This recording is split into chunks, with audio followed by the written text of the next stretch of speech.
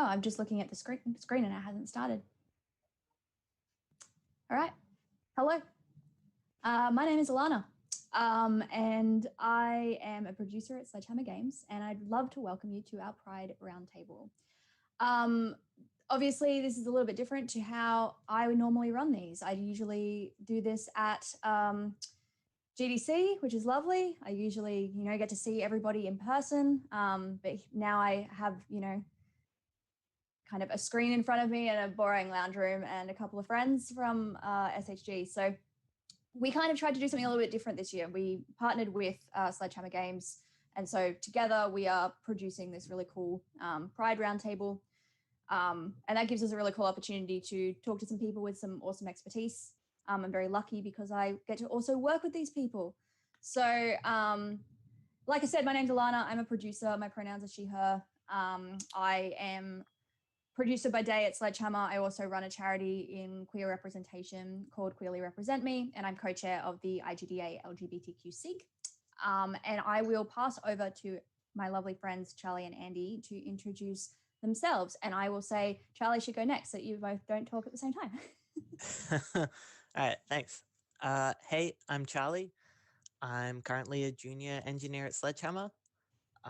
And my pronouns are they, them, and I'm just a pretty queer kind of guy. Well, not guy, I don't know. I guess it's me then. So I'm Andy. I'm the Chief Operating Officer at Sledgehammer, based in California. Before that, I was at Hangar 13, which was a 2K studio. And then before that, I was at Ubisoft. And then there's a bunch of other before that as well that I won't bore you with. And I'm a he, him. So back to you. Awesome.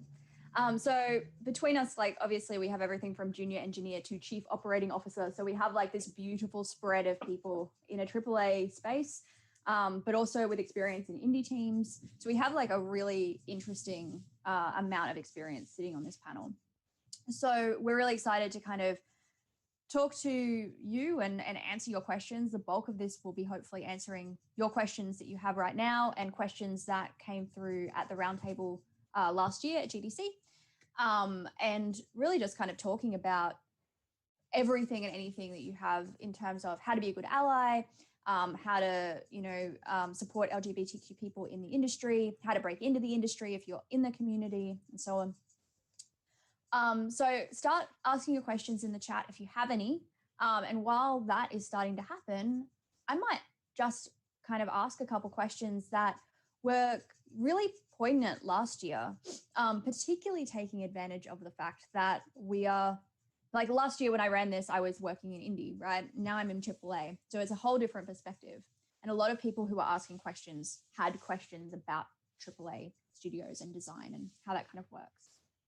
And one of the questions that really stuck out to me going back through this was, how do we best encourage AAA studios to include queer characters and queer representation throughout the whole game design process, rather than just kind of adding it on or having it be a second thought or a last thought? What do you folks think, and what have you seen that would solve that? How do we encourage that? Having queer people on the team definitely helps. Yeah, I mean, I'd agree with that. I think one of the things we talk about a lot is diversity on our teams in general and why it's important. Particularly the last game that I made, which was Mafia 3, was it was very important to have representation of a number of different groups on that game because of the narrative dealing with civil rights era, 1968, Deep South America. I mean, that you don't want to be doing that as a not diverse development team. And I think the results were apparent, in the software as well. I think specifically talking about representation of the LGBTQ community. Again, in that game, it's my most recent example because it's the last thing I shipped. There were queer characters in that game, and they weren't there just to be, a token. They were there because they, were relevant to the story, and we actually built the character. We didn't build, okay, we're building a queer character. We built a character, and then we worked out who that character was and what we wanted to say about that character. And then it turned out, yeah, actually, this would be an interesting character in this case, lesbian character. And I think that made it not feel tacked on, and that made it feel appropriate. Whereas when I think you see people react to stuff where it gets too forced in for the wrong reasons. But yes, to Charlie's point, it starts with representation on your team for sure. Yeah, and like on that, I think something that I've noticed is that we seem to have a really good understanding of when a group of people is a community within our studio for the purposes of like being there for each other and looking after each other and, you know, that sort of thing. And when there's a group of people who are designed to have opinions on diversity and be a resource to developers. And we kind of want to make sure that we don't accidentally like create communities within our studios and then lean on them for help when they're really just trying to join with each other and look after each other. Like you don't want to kind of expect that every time there's a group of like, you know, queer folks or, you know, Black people and friends and women and friends and like the different kind of networks and stuff. You don't want to automatically assume they're there as a resource for you as a developer, like walking in and being like, hey, look at my narrative and tell me if it's good. So I think that's a really important thing as well, like having diversity on the team, but then also not expecting free labor from those diverse people. I think that's where something like Kaleidoscope comes in. So obviously, you two are familiar with Kaleidoscope. It's an internal group within Sledgehammer that it's diversity and inclusion focused across every aspect that you can think of that would apply to. And we do actually have them consult on the game, but it's always as a group, you know, that has representation from a bunch of different areas. So yes, it avoids that problem of please do our homework for us on this particular subject, because that's what that group is there for. And it's actually a group of people that have opted into doing that, like both of you, in fact, are part of that as well. So actually having that kind of grassroots initiative in the studio is really helpful. And it's not only opt into the committee, it's also opt into each individual thing the committee does. So like I'm opted into basically all of it because I can't help myself. But I separately get to opt into things like looking at content or looking at organizing events like this one or different things. And so if people don't want to have opinions on content, but they do want to help organize events or whatever, they can still be in Kaleidoscope and they're not expected to kind of contribute to any one individual thing. But yeah, I think you'll bang on with like making sure it's a diverse team, making sure it's thought about from the beginning, making sure that the inclusion is there for a reason and it's authentic. Anybody else have something we want to add to that one, or do you want me to hit you with something else? Hit me. I will just add as well, we had a lovely comment from the chat in that one that authentic inclusion can make a difference between a character and a caricature. And I think that is a really, really cool way of putting that as well. Mm-hmm. Cool. So another question that I kind of flagged from last year, partially because Andy is here, so I thought it was a good one to put you on the spot with, is, and I know I'll kind of proviso this with like, I've never had to sell this concept to you. I've never had to sell diversity to you. But the question is, how do we best sell diversity to our leadership teams and executives? Like, how do we pitch the social and financial impacts and encourage executives to like, you know, like obviously everything in a game is scope related. There's always a trade-off. If you're going to include one thing, you have to kind of sacrifice some other magical thing that you might not even know about yet, just in terms of how time works. How do we sell leadership teams and executives on prioritizing diversity? That's a really good question. Actually, I think if you have to sell it, let's say you're in a position or a company where you have to sell it, then you're not. I would say you're not in a good company, if I'm being perfectly honest. Like I think there are plenty of places I have worked, including Sledgehammer and Activision, which I think does a really good job with this, where I have never felt like I've had to upsell it or make a case for it. You know, like I felt Ubi was that way too. So firstly, let's put that to one side and just say, like, anytime you have to upsell it, then there's some kind of systemic problem in your organization. But assuming that maybe you are in that situation, you do have to upsell it, and you want to see the fight through, and you actually believe in making kind of organizational change. I think you just have to, like, you point out very clearly that if your game team reflects the people who are buying your game, then it's gonna speak to them better. And even when you look at the sort of franchises we work with, and generally huge AAA franchises, people will form an opinion about who the players of that franchise are based on a handful of people on Twitter, pretty much. But it's not reflective, actually, of the millions and millions of people who actually play the games. So to me, it's perfectly logical that if your development team is comprised of people representing different backgrounds and all different walks of life, then you're going to, the subtlety of that will come through in the software, and you're going to appeal to more people. And then there's just things like blind spots, right? Developing blind spots by being too much of a homogenous group of one type of person. Like, referencing again, Mafia 3, like, definitely, like, we just couldn't have done that. We would have had terrible blind spots and huge risk in a subject there. If we'd have got that horribly wrong, there's a lot more than just getting bad reviews at stake. There's, full on shame for the rest of your career of getting something like that wrong, right? So, like, it protects you. And one of the things that, even working in studios where you've got different cultures represented and different, studios based in different parts of the world, that to me is diversity as well. So right now, two of you are in Australia and I'm in California, but I'm a Brit. We've got kind of geographical diversity in there as well. And having all of those different viewpoints, challenging things, is important, because, again, you're not thinking in your own local cultural terms. You're thinking more broadly, because you've got all of these different viewpoints from people who live in different places, in different cultures, in different parts of the world. So just that, like, write that down on one side of A4 and give it to your kind of your skeptical exec, then I'd love to see an argument against that. I'd love to see an argument of someone saying, like, logically, this is why that doesn't make sense, because I just can't see it. Yeah, like, even just the idea of people in different geographic locations having different perspectives, like the number of times I've had to remind you that it's winter. And it's like such a small thing, right? But it's like, for us, it's cold. Or it's tomorrow. Yeah, totally. And that doesn't really make a big difference in the scheme of things, but it's that example of, like, you get so in your head about where you are and how the world looks to you that you often forget, like, that it's a different temperature or a different day for people in your other studio, and so I think that's a really cool kind of analogy for, like, it's really easy to get stuck in your head about your experience, and the only way to get out of that is to have people around you with different experiences and different positions. Charlie, have you ever had to sell diversity to an executive? You ever had to convince them?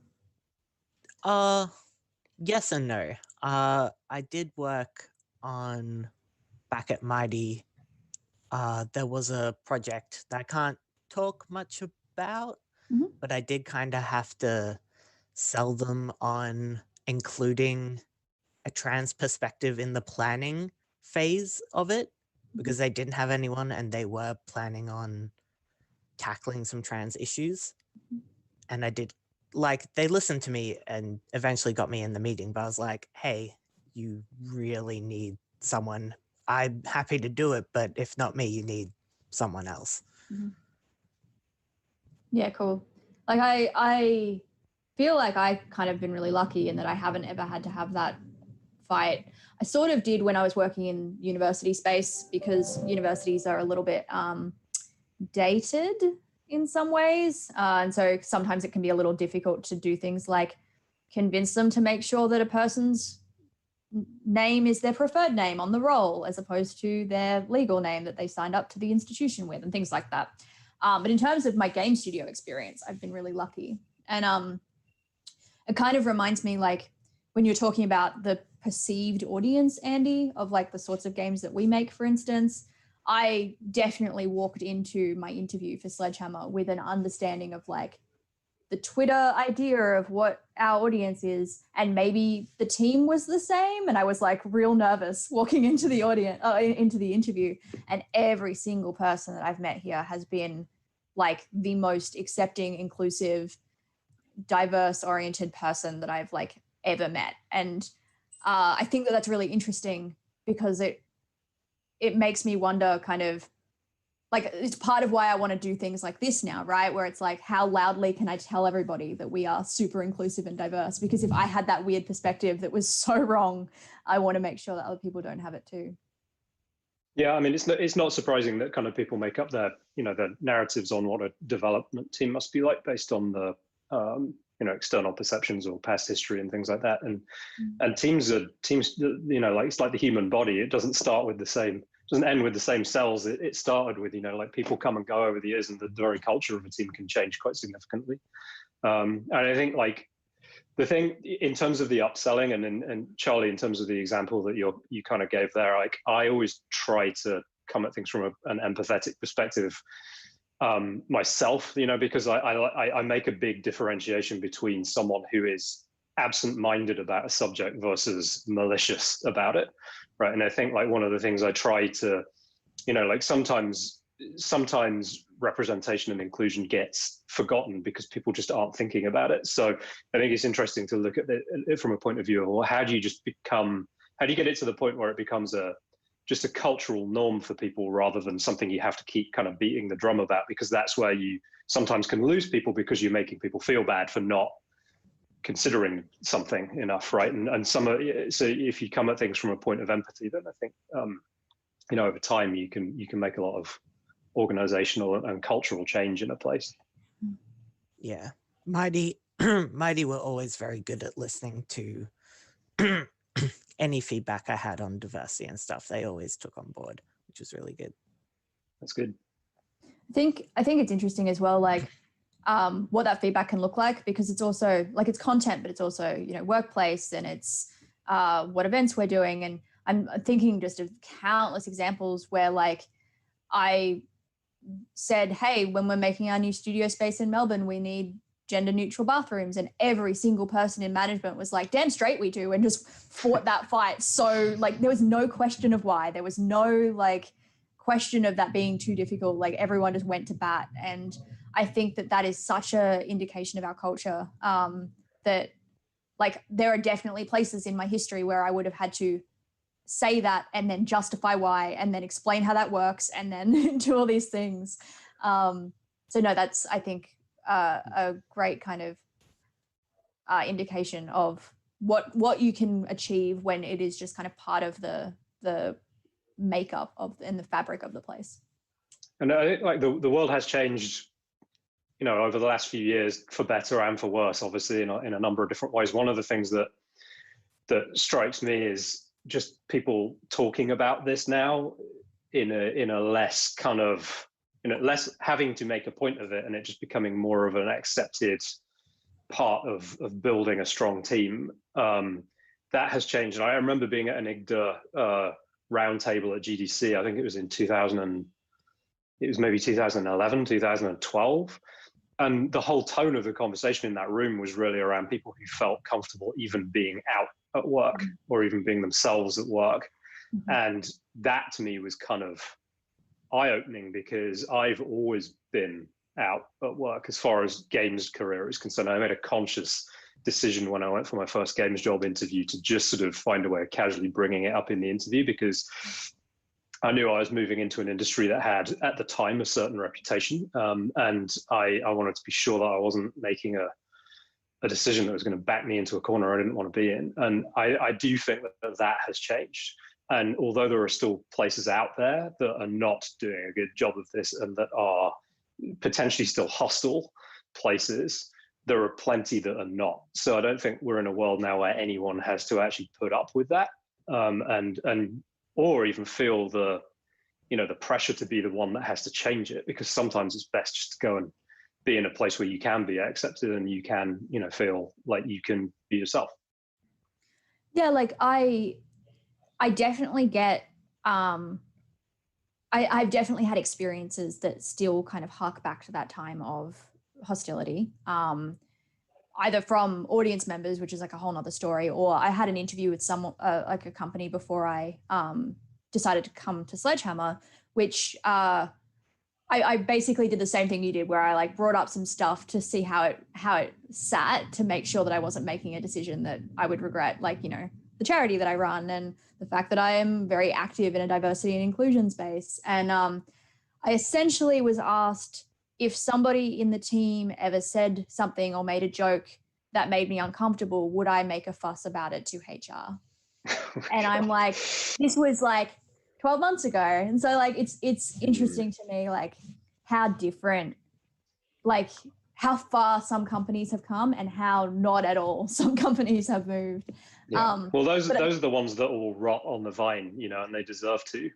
Because I just like, I do get a bit belligerent about it because it's so stupid and backwards. And when you, particularly when you see people kind of like, I mean, bringing that out in interview conditions is, they should have called HR on themselves at that point, like that if they even have it. I might have to find out who that was later on, but yeah, no, I just like, what's the point? You know, like it doesn't make any sense to me.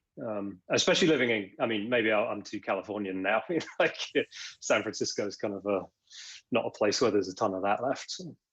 Yeah, like I'm lucky that now, like I'm in Melbourne, it's quite a left-wing place. I was in a less left-wing place before this. And I remember like back when we were having our same gender marriage votes, like our marriage equality votes, I came down to Melbourne to visit, and the entire atmosphere down here regarding like vote yes and yes for marriage equality was so different that I literally was walking down the street seeing like supporting posters and cried because I was so used to this like kind of regional conservative environment. So like, again, I guess it's that thing, right, where like it's so hard sometimes to see what it's like external to where you are.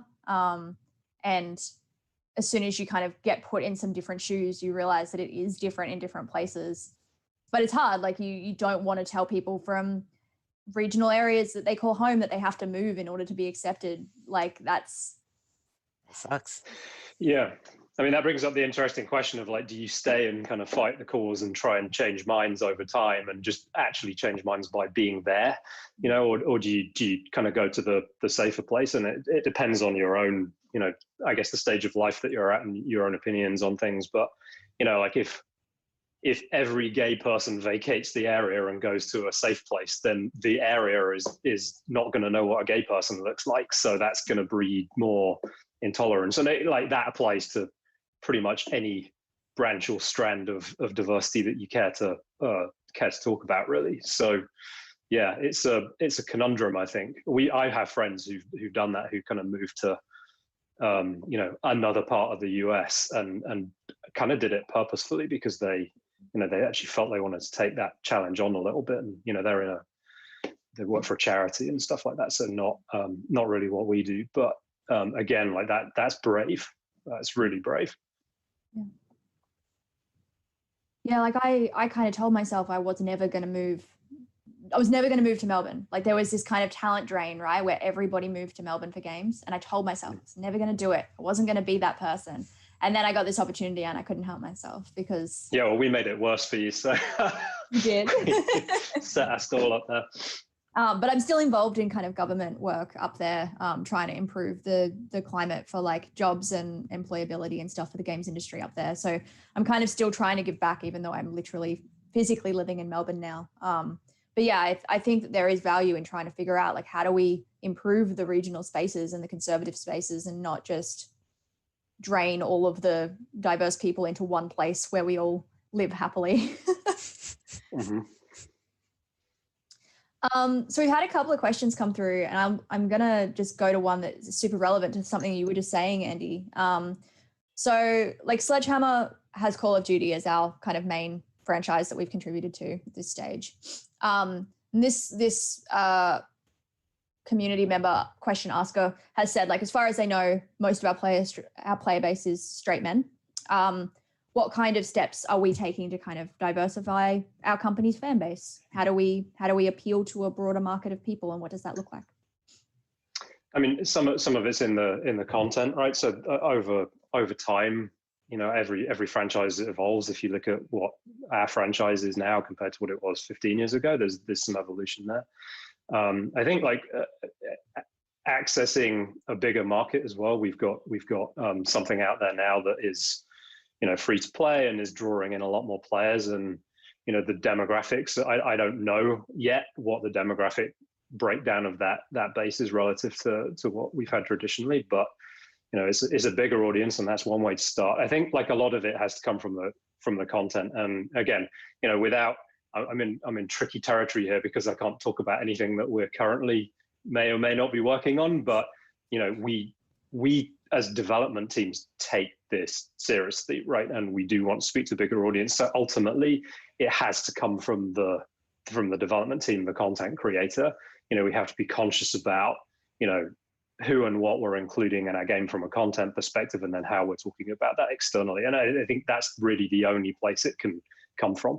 It's not like you can kind of market your way out of it, and it's not like you can try and appeal to someone with something that they're just not interested in engaging with. But yeah, surely, like as the audience itself gets bigger over time, there's an opportunity to kind of talk to those different demographics and actually address it, with the game that you're making through content.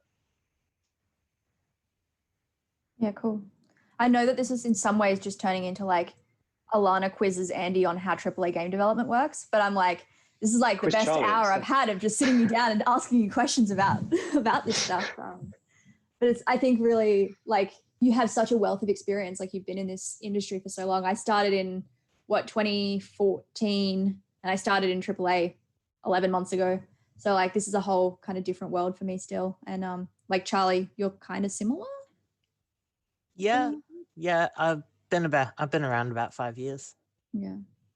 So yeah, I do like, it's interesting because your industry in Australia in particular, kind of similar to my old, my home country, the UK, the industry melted away for a while. And with that came a lot of new indie developers, which is where you got your start, around that time when the industry had flipped more to kind of small indie teams. And what I found when, we bring people like that into AAA studios, you actually find people who've got very adaptable skill sets, because in smaller teams, you'll generally wear more hats and you'll do more stuff. And you'll probably, have conversations at a higher level than you would on a larger team ordinarily. So tend to find that you get people who are really adaptable, and you're actually more diverse as well, just naturally more diverse. Some of that's connected to the colleges, because the college courses now. I was actually having a conversation with our lead lighting artist earlier on about, the makeup of the team, the course at Ringling now, where he came from, and how when he was there, it was mostly, white guys, and now it's very much not. Like when we have a partnership with that college, like we speak to them, directly, and we try and get graduates from those kind of courses, and so just that then the nature of the makeup of the industry has changed a little bit, but certainly like, yeah, in terms of indie dev, and its applicability to AAA, I actually think there's a ton of crossover, and actually some real benefits to having a good proportion of your team that comes from an indie background. Like when I joined this team, I was the 7th or 8th person in our office. And so like I kind of walked in when thinking like, oh, I'm making fancy AAA games now. My life is going to be very different. And then I walked in and like within my first week, I was calling someone to remove a bad couch from our office and fixing the air conditioner and building an IKEA desk. And like in so many ways, that was like the same narrative as what I was doing on a team of 20 when I was kind of one of the only support staff. And obviously that's changing a lot now. We're up to like 35. We've got like 45 with signatures on paper or something. Like we've grown so much in less than a year in Melbourne. And so every time you won't need to build desks in the new building either. Don't worry, that's going to be someone else's job. I definitely think like I've done that. I can think of at least 3 or 4 other people in our studio alone that are just like they're screwing together drawers. So it's really interesting to me that like the more we grow, the kind of further removed we get from that. But everybody on the team has still kind of had those experiences and comes to the table with this like kind of startup enthusiasm, even though we are kind of an established AAA, like it isn't as different as I was expecting it to be. And also like, you're the COO, you're just a dude. I just chat with you every fortnight. We have fun. Like you're just a dude. And I don't know, that surprised me for some reason. Well, I mean, one of the things there is like we are a pretty big team, and so you will get groups of people who just never get to speak to each other, never kind of encounter each other in their day-to-day life. And then we're a team that's, you know, based in Foster City in California and in Melbourne in Australia, and also, you know, a bunch of people who work remotely for us kind of on a permanent basis in different parts of the world. We've got some people in Dundee, we've got, you know, like people in Vancouver and all sorts of places. So you're gonna, that is one of the differences with larger teams. And actually, weirdly, it's one of the things that I think has been a benefit of the current situation with us all working from home, is it's just sort of leveled that field, that playing field. You know, we're not 2 studios and change now. We're like 200 and something independent studios, right? All trying to communicate and build this, build these unannounced things together. These secret things. Yeah, these secret things. Yeah. I think a big part of that, though, is like you are so open to having a conversation with everybody, and that makes a massive difference. And like Aaron's the same. Aaron, our studio head, is the same. Mm-hmm. Do you, and even all of our other directors, like, you know, director of ops and comms and whatever, like everyone is always willing to talk to each other. Do you, like, I'm just looking at our chat, that somebody's kind of asked, like, if you're in an industry or in a studio where it's not so kind of, the leadership isn't trying so hard to connect with people who are kind of lower down in the hierarchy, do you have any thoughts on how people lower down can kind of better connect up with leadership, or better ways they can connect with more people in, like, you know, when directors are trying to hide in their little glass tower? Is there ways to break that down? I mean, some of that will come down to the mechanisms you've got to actually give feedback. So even in teams that have relatively kind of closed environments or aren't kind of very communicative or transparent, you know, there might be times when you're surveyed occasionally, and that's where you can express your opinions. And you know, postmortems at various stages of projects and things like that, you know, you can filter that stuff up. Again, like it depends on whether that's all levels of the hierarchy. Like if it's really just centered around the top where you've got that problem, then and you're someone who's maybe more junior or at the mid levels of the team, then you have to try and bubble that stuff up through your hierarchy a little bit as well, and see if you can kind of make some kind of change that way.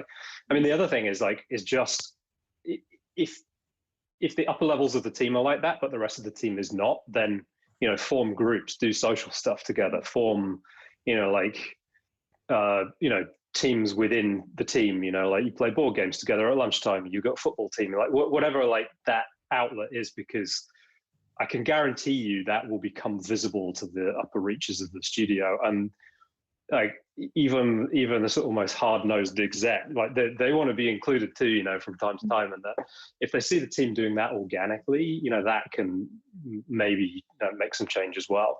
But again, like I do come back to, like, if you're coming at that question from a point of view of, I'm in a place where the guy at the top's a tyrant and I don't have any access to him, even if I really need it. And if I try, I get my head bitten off. I'm like, you kind of got to question whether you actually want to try and change that person, because they're probably old and experienced enough to have settled into their ways. Or do you want to, or those people even, or do you want to find a place that is not like that? And again, like, I don't want to turn this into the Sledgehammer recruitment show, right? Because that's not the point of it. But we're great. Everyone come over here. If you're having a bad come work for us. We're hiring. But no, we like, there are plenty of teams out there that are not like that. Again, I've worked at several, right? And so you don't have to accept that. I think there is a narrative for people, particularly the games industry is Hollywood nowadays, right? Like, it's huge and it's high production values, and it gets a lot of attention. And so I think there's a feeling for a lot of people when they break in at the junior levels of, oh, wow, I'm in, I've got to try and stay in, and I'm so grateful to be here. And it's like, no, you should, if you get offered a job, you pass the test, you should stop feeling grateful about, you know, having access to the industry at that point, and you should start thinking about, like, is this place the right place for me? Because it's my career, it's my life. Like, I'll say that I do feel thankful to have had the experiences that I've had, and I am incredibly thankful to be in this industry personally, just because I tried for 4 years to get into it when I graduated and no one would let me in, right? So I remember that feeling of knowing what I needed to go and do and not being able to do it. So I ground myself with that, but that's different to, feeling like you should stay trapped in an organization where you're not respected or you don't have the right level of, transparency within your team. Yeah, and I guess on that as well, like, even if you do feel like you need to stay a little longer, like, I think it's important to remember, so long as the people who are leading aren't like actually awful and you aren't having like a genuinely terrible time, you don't need to change the culture of a company. You can set yourself a limit and be like, great, I'm going to be here for 18 months. I'm going to get a bunch of experience. I'm going to make this work for me. And then I'm going to apply to this, and this place. And I'm going to use that experience to go somewhere better. So like, even if you don't feel capable right at this moment to, leave the job you started 3 months ago because you were having a bad time, like, you don't also have to live there for 20 years and change it and make it better. Like, there's a middle ground, you're allowed to use things as stepping stones. Yeah. I mean, I say that as well from the perspective of someone who has no concept of what it's like to graduate and try and get straight into the games industry now, like, because my experience is a couple of decades ago now. So it's not the same, like, Charlie and you, Alana, as well, you'll have had very different experiences to me, just in terms of your kind of gateway into the industry. And, my hope is that in every objective, measurable sense, that has changed for the better since I graduated, and just the tolerance of the industry and the inclusion of the industry, I think, is in a different state to where it is now. And then, people have more options, which is great. Yeah, cool. And yeah, like, I feel very privileged to have joined this team when and how I did. And I'm just looking at like how many applications we're getting, because I have access to those numbers, like they're huge for the number of roles that we have. So like, there's obviously still so much competition out there for graduates trying to apply for like the handful of associate roles or internships that exist. So yeah, like, I definitely don't want to make it sound like it's easy, because it's not. It's so hard to break in, but just because it's hard to break in doesn't mean you have to like undervalue yourself or devalue yourself either. Like, it's important to make sure that you don't just like let yourself be trampled over or work in shit conditions just because you are feeling lucky for being there. After yourself. Yeah, totally. Back to the question about directors. I had one other point, and I don't know, Charlie, if you've had a similar experience. I imagine you may have. But one thing that kept happening here, because of the way our indie studios in Australia were formed, most of them came from like directors who were friends with each other and then created studios because they were mates. And then that kind of created this, like, the mates who were the directors and then the mates who were everybody else. So when you're talking, Andy, about like creating social interactions and having kind of groups and trying to kind of like bring the directors in to like come play soccer with us or whatever, that can be really tricky sometimes when there's like an existing director friendship group that doesn't seem to ever want to break down. I don't know, Charlie, have you had any experience with that as well? I just know that at Mighty they kind of were mates when they got started, but they might have been better at chatting with all of you. Yeah, we didn't have a lot of access to two of the directors who weren't in the studio much and were busy with other stuff. But the two ones that were regularly there, we had pretty good access to and stuff. And I was already friends with one of the directors before I even joined the team, because he was the course convener back in Brisbane that I took. So he encouraged me to move to Melbourne, actually. Yeah, I think because of how small Mighty was, we were quite a close-knit group of people that, yeah, I didn't feel like pushed out from the director group or anything there. Yeah, cool. Yeah, I think that yeah, I can just empathize with the idea of not being able to kind of access, like, even at Defiant, where I was before here, like, we were all very close, but then the directors were friends, and so they would talk outside of work and they would go and have coffee together, and that's obviously fine, but that certain conversations sort of happened in that space, and that sometimes it felt like there was a bit of a wall between like finding out what was going on there and whatever. And so yeah, I am interested in ways to increase transparency, and I think Sledge is doing a really good job of that. But yeah, it's just making my brain tick a little now, that question that we had. I think that's another thing that the current situation sort of forced us into putting more effort into, honestly, because even within our studio, right, it is a big team, and I know there are people that would look at me and Aaron, for example, and not necessarily feel kind of comfortable just sort of coming up and chewing the fat, like it, and that I'd like to think that's not because of anything we do, but it might be because of a lack of things that we, sometimes do, and so things like, we do a weekly Q&A now, right, on a Thursday with the whole team over Slack, and sometimes it's serious questions and a mixture of fun stuff, and then people on the team are just sort of chatting and interacting with each other, and like I think things like that have helped break down barriers as well, not just between like our level of the team, but all across the team, and even between Melbourne and Foster City. There's been a lot of interaction and interplay there. So I think like there are ways around a lot of this stuff. You just have to kind of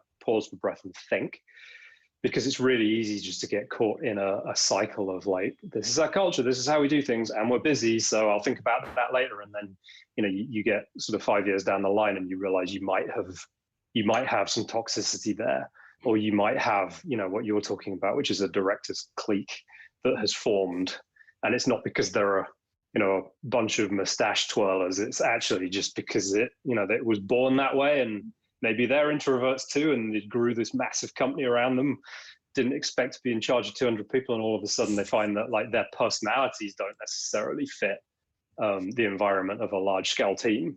So there's there's lots of subtleties to it, I think. Yeah. Yeah, and I want to make it clear, like, I know that my previous directors were not at all malicious about it, but it was just a thing, right, where it's like, you are directors and we are not, and that's kind of, it creates this weird divide. And like, I definitely used to feel that with you. Like, I wouldn't just message you and be like, yeah, let's have a chat. Now, you kind of fixed that by saying like, hey, do you want to like talk more regularly and talk about some of these diversity things and this stuff? And I was like, sure, why not? That first meeting, I was so nervous. I was like, I'm going to be having a conversation with the COO of a AAA company, and I am a tiny, tiny child. And it was lovely, and you're great. So yeah, I think that is really blushing. But there's this perception of what a director is, and I think that's really interesting. Yeah, I mean, I think a lot of directors as well don't necessarily get the fact that a lot of their job should actually be about talking and not doing what I'd call productive work. There is a lot of like being in meetings and talking to people, and I've tried to, until COVID hit, I was trying to get around the whole studio doing one-on-ones, and I might actually just finish those off now, even though it's over video conference. I think like there's a proportion of the team I've still actually not had any real direct contact like this with. So, but I think people often, you'll see it when people kind of take a promotional step up, right? Like someone goes from say a individual contributor to a lead, or a lead to a director, and the air gets a bit thinner and they don't have as many peers, but they also feel like they're not doing their job properly because they're not actually producing a tangible thing every day. Like they're sat having one-on-ones with people, or they're in direction meetings, or they're doing stuff like that. And I think that like that's an easy trap for people to fall into. Cool. Let's try and change gears. We've got some cool questions, and these are kind of more about content. So let's start here. So we've got this question of like, when we're talking about representation, what does a good representation actually look like in a game? I'm going to let Charlie talk first because I'm doing a lot of talking. Good representation. What does it look like?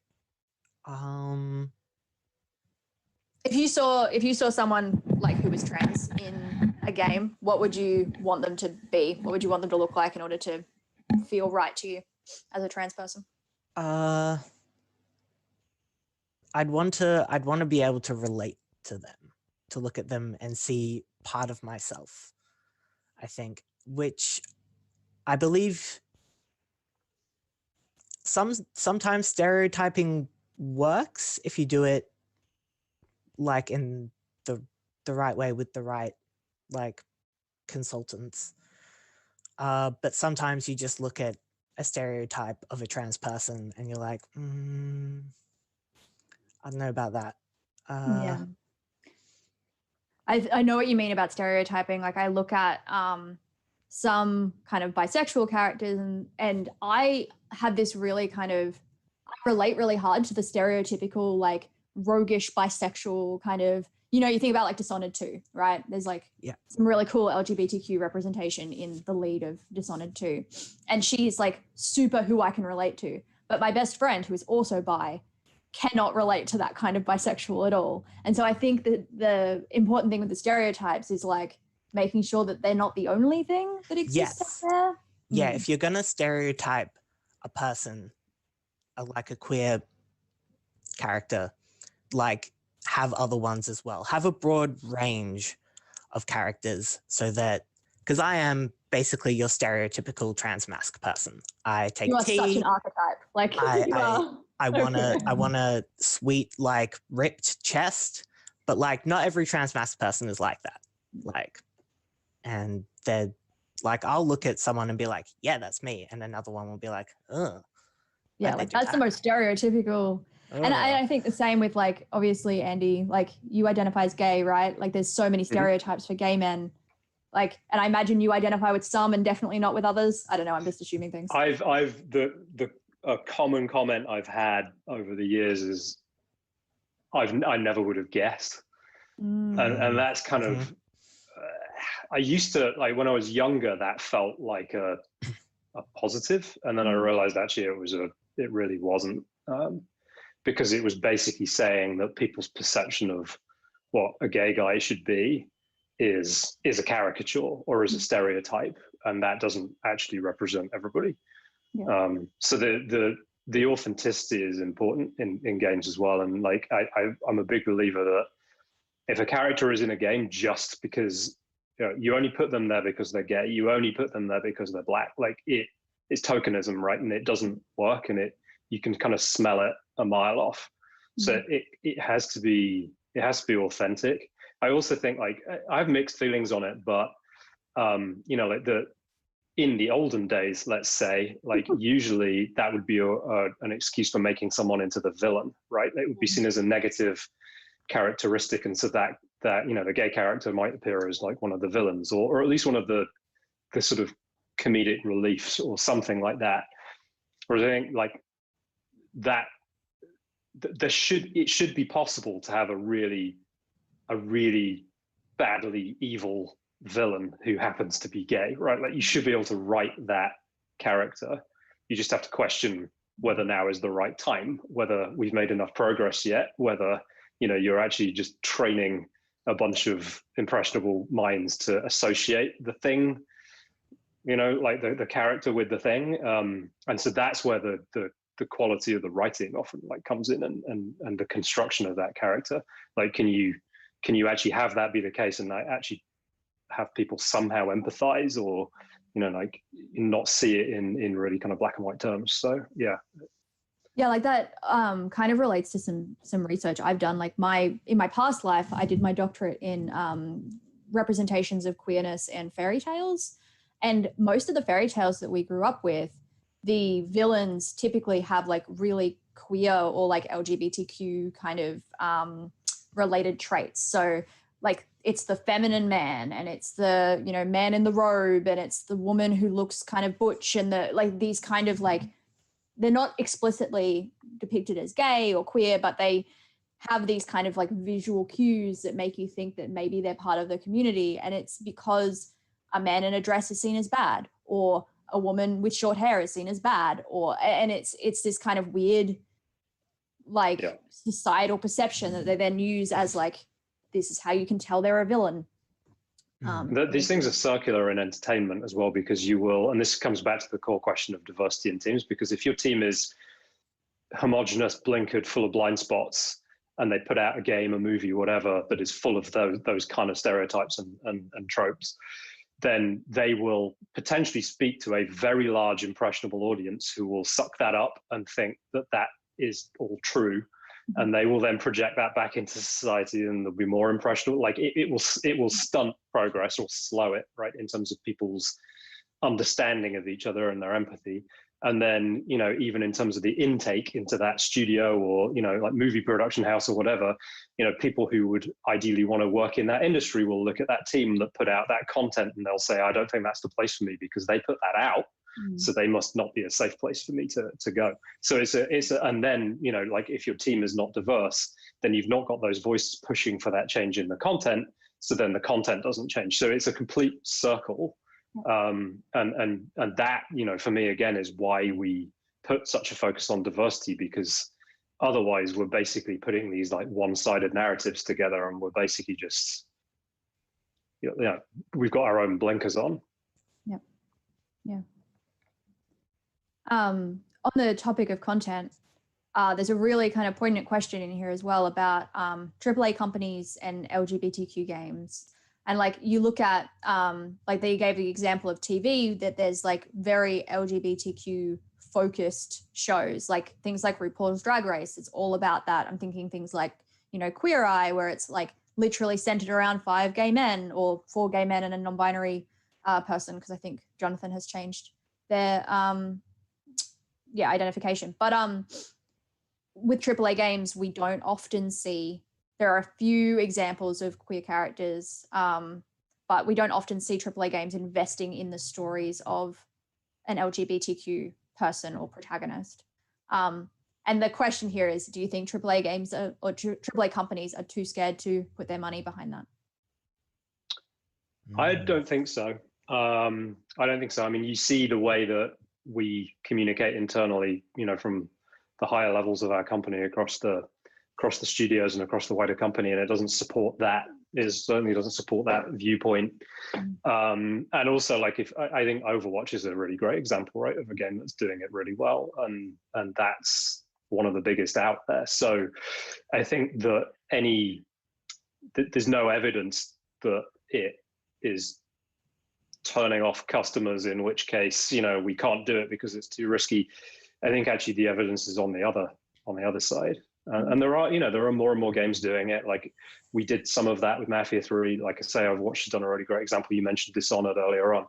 And these are all... The Last of Us 2 just came out, and it's a lesbian. Yeah, exactly. Like a great example. It's that everybody is talking about that game this week, right? And it's driving conversation. And so these things change over time. Like, yes, if you go back even 10 years, it would be far more scarce.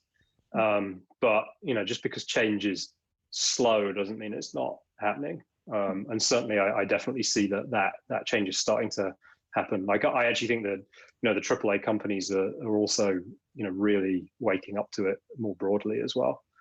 Even like Ubi, again, you know, they have plenty of examples. So like I feel there's a lot of hope there. I wonder if some of it came from indie actually, because like, again, the indie community is far less risk averse traditionally, right? And far less, you know, constrained in a lot of ways. But, you know, maybe that has actually influenced some of the sort of bigger publishers and AAA devs. Yeah, like the research that I've done, like obviously in my charity, I do a lot of research in this area. Like the research I've done suggests that the trends kind of happen in indie and then follow through AAA. And I think that there is a level of like risk testing that the indie studios have kind of been able to do, where it's like, this is a game that's following the story of a queer protagonist or you know, some other kind of diverse marginalized group, and it does really well and people really respond to it, and it allows kind of AAA devs to say like, oh, that went well, like maybe we should actually be doing this, maybe people aren't scared of this. So I think there's definitely some truth in that.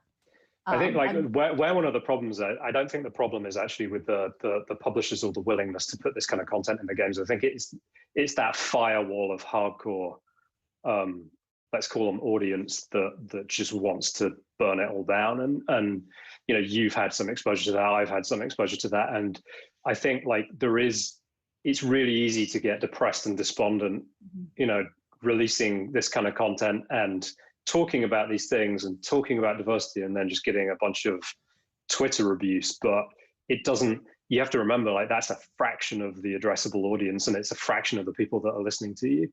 there are many, many, many more people who are behind that, who are, you know, maybe silent, scared to speak up themselves, who actually support what we're doing and actually want to see more of this content. And, you know, the proof is there in the numbers. So I don't think we're going backwards, certainly. I think, like, you know, the progress over the last 10 years has been really good, and I think we're only going forwards.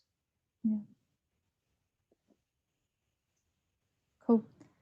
We have a few more minutes, and I'm thinking that a really nice place to end on this might be, what are some of your favorite representations of, you know, similar to you or of the LGBT community in games that you've played? I've forgotten every game I've ever played. I love it when that happens. Let me start. I will burn you some time while you have a think. So a couple have come to mind for me. First one is Life is Strange. Life is Strange is one of the only games I've ever played that I feel really depicts bisexuality in a really interesting way. And I also just relate so hard to Chloe that it's not even funny. She speaks to my inner punk rock and outer punk rock person. So again, that kind of plays to this idea that, like, there's this roguish bisexual stereotype, and I'm lucky because I feel very connected to that. So I get to benefit from that. But no, I think Life is Strange is a great one. And the other one I was going to mention is Gone Home. Gone Home speaks to me real hard as well. I don't know how much exposure you two have to that, but it's a great example of, like, indie game that kind of really paved the way for this sort of representation and discovery, and just does some clever stuff by, like, comparing coming out as gay to a horror game, because, like, there's this real horror aesthetic and it's, like, scary, and I get that, you know. So yeah, those are my two that come to mind. I would go a bit further back in time, as is appropriate given my age, to Fable 2. Like, I actually thought Fable 2 did it in such a playful way. You know, like, that was probably what, 2007, 8, maybe, that kind of time frame. It was like early days of Xbox 360, I guess. But, you know, the fact that I could just decide what my character was going to be and just go chat up random villagers and, you know, get kind of a clutching the pearls moment from them, and then eventually win them over with my charm, you know, like, and it wasn't like my character was just basically like an avatar for me to kind of imprint onto. And I actually liked that because it was done in such a playful way that I think even for people who are, you know, not LGBT, it was not intimidating to them, right? It normalized it. It allowed you to opt in or out, and I just thought it was fun. And that, you know, again, that you want to talk about AAA bravery, like, that was back in a time where it was a much bigger risk to do something like that, I think. Totally. What about you, Charlie? Sims 4. Because they really stepped up with the sim creator tool, where you could basically make trans sims, and just, like, nothing is locked down. You can have access to whatever clothing your sim can. It was just really good, and I was just happy that I could create myself in The Sims, because that's what you do, right? And Yeah. I could actually create myself, and it was pretty good. Yeah, like, I love their approach to where you have little tick boxes. Instead of, like, choosing your gender, you're choosing, like, your frame and whether you can get pregnant, whether you can pee standing up. It, like, really thinks about, like, what do I actually need to know about a character to depict them in this game? Okay, I need to know when they go to the bathroom, do I sit them down or not? Like, you know, like, The Sims mechanically has really thought about what matters. I think that's really cool. I'm glad that spoke to you, because I remember seeing that and being like, oh, I think this is cool. I'm not trans, but this looks cool. So I'm glad that it was cool. Yeah. That's really nice. Good. Awesome. That brings us to the end of our hour. And there were a couple of questions we didn't get to. I'm super available on Twitter. So feel free to message me if you have questions that you would like to have answered. My Twitter is Alana, ALAYNAM Cole. So feel free to find me. And then Charlie and Andy, are you around? I don't know what socials you do. Yeah, I'm a Twitter lurker. I'm at Andy G Wilson, but yeah, I'm always around. Yeah. I always feel nervous saying that about Twitter, but I'm always around. Yeah, you can find me at Charlie the Gfish. I check my messages, my tweets. Charlie the Goldfish. That's what Gfish stands for, and it's great, and I love it. Twitter needs to have a longer handle. That's true. It's true. frustrating.